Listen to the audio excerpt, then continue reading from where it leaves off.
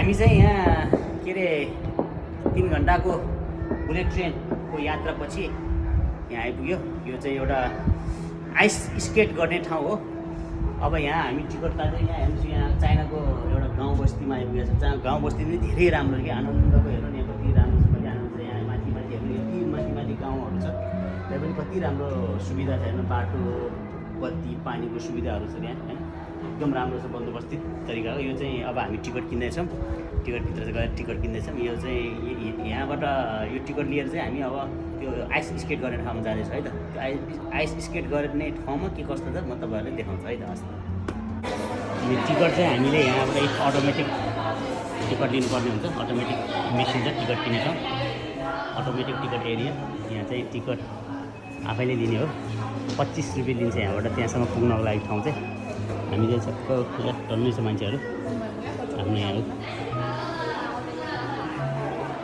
हामी चाहिँ अब लोकल बसमा चढ्यौँ, लोकल बसमा चढेर चाहिँ यस्तो राम्रो छ व्यवस्थित।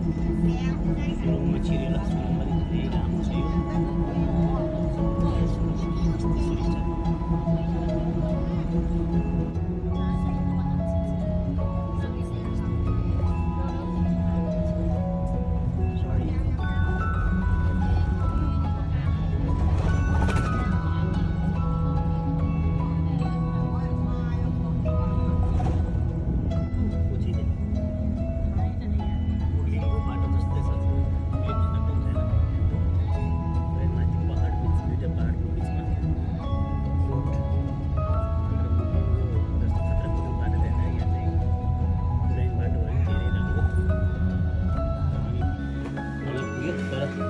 यस्तो गाउँमा पनि यस्तो राम्रो होटल क्या। तर यो होटलको झ्याल ढोकादेखि लिएर सबै अटोमेटिक क्या, अटोमेटिक बत्ती त्यो फ्रिजदेखि लिएर सबै अटोमेटिक। मान्छेले बोलेपछि मात्र खोल्न मिल्ने क्या, खोल्ने बन्द गर्ने। र हामी चाहिँ यहाँ अब माथि पहाड चढ्न जाने हो। पहाड मर्सिडिज बेन्जको साउजी यहाँ हो। हेर्नुहोस्, यस्तो गाउँमा पनि मर्सिडिज बेन्च पाउँछ यहाँ। चर्च लगाएर अब गाउँमा चाइनिज गाउँ हुँदैछ नि पुरै। पहाड चढ्न जाने हो, पहाडमा चाहिँ पुरा हिउँ खेल्न जाने कि आइस स्केटिङ। यो चाहिँ पुरै मुग्लिन पारेको बाटो छ, बिचमा खोला, नदी, अनि टुलाइनको बाटो। मुग्लिनको बाटो यतिको व्यवस्थित भइदियो कति राम्रो हुन्थ्यो होला है। चाइनाको विकास देख्दाखेरि साह्रै लोभ लाग्छ यार।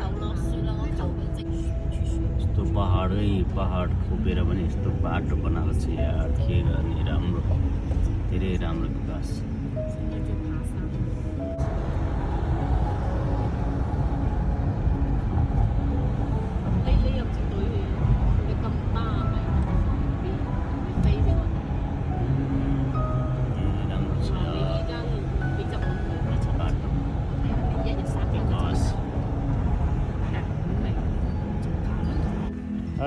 हामी ताउलो हामी पुग्यो हाम्रो यहाँ मर्सिडिज बेन्चमा। दामी। ल ल ल ल ल बाबु के छ, ठिक छ बाबु? ठिक छ ठिक छ। ल छोरी के छ? छोरी नि हाउ। नि हाउ। हेलो।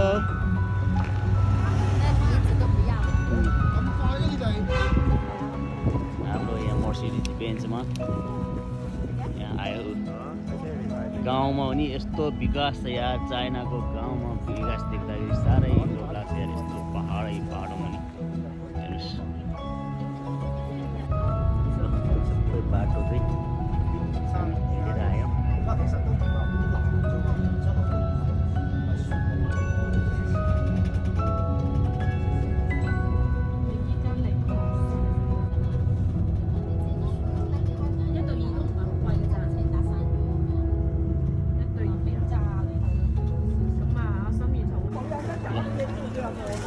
2 घन्टा बसको यात्रापछि आइपुग्यो हामी।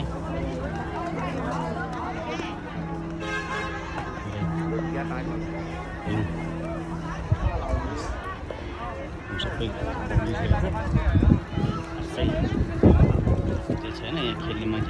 छ।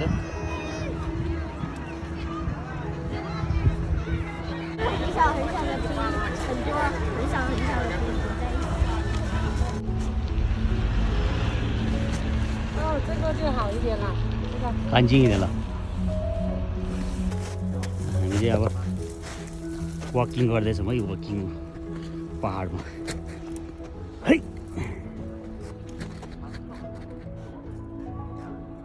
है है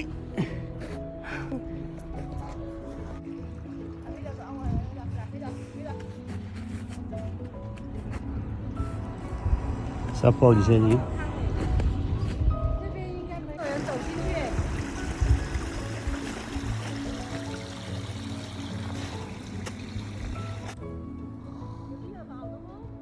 Oh, 漂亮！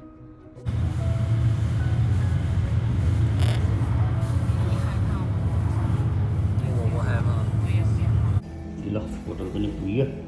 दिनभरिको घुमाएपछि होटल हेर्नुहोस्, पुरै अटोमेटिक ढोका झ्याल ढोका सबै आफै खोल्छ हेर्नुहोस् है। 谢谢，咱没有清理呢。咱没清理。 पर्दा आफै खोल्छ। अब यहाँ टोइलेट पनि हेर्नुहोस् न, यति टोइलेट। तर अब यो ठ्याक्क खास बन्द हुन्छ, यो आफै बन्द हो। यो ठ्याक्क बन्द हुन्छ, यो ढुक्का हुन्छ। ठ्याक्क ढुक्का खोलेपछि आफै खोल्छ। टक्क हामी अगाडि पुगेपछि ल फाइनली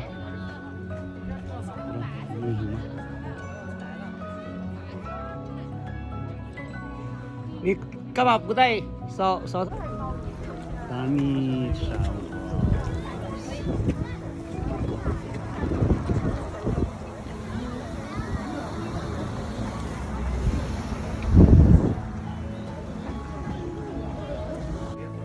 Wow, very nice.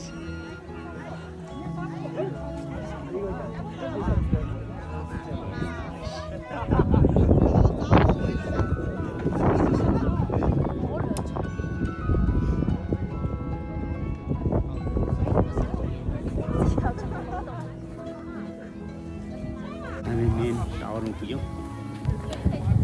धेरै लामो छ हेर्नु होला। यो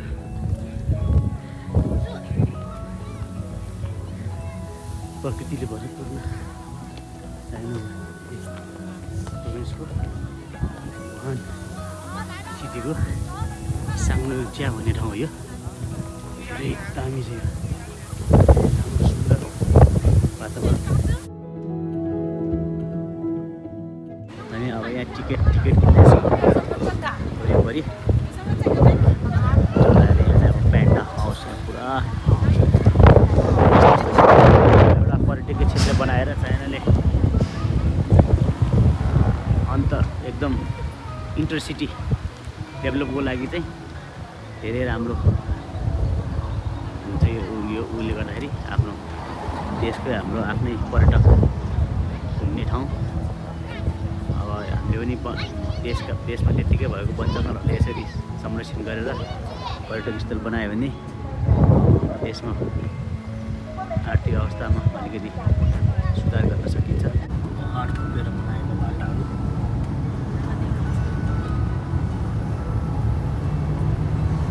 राम्रो छ।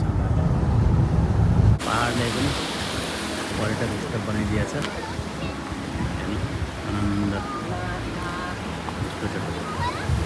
पहाड जङ्गलभित्र यो 3 घन्टाको ड्राइभपछि पुगेको जङ्गलमा यस्तो बनाइदिएछ।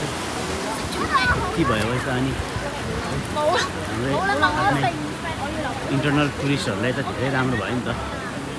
त्यसपछि आफ्नै गाउँठाउँमा केही गर्न सक्ने, गर्न मिल्ने इन्कम रिसोर्सहरू भयो।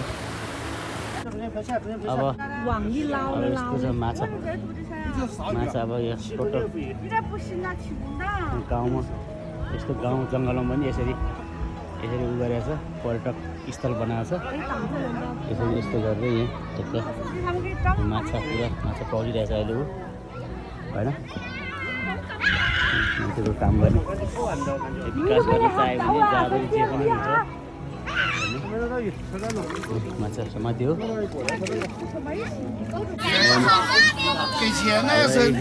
जङ्गलमा पनि यति पर्यटकले बनाएको छ हो चादला हुलिएको चादला सब काम गर्न चाह्यो भने जहाँ पनि जे पनि हुन्छ कति यहाँ हजारौँ मान्छे छन् यहाँ सबै गाडीहरू ल्याएर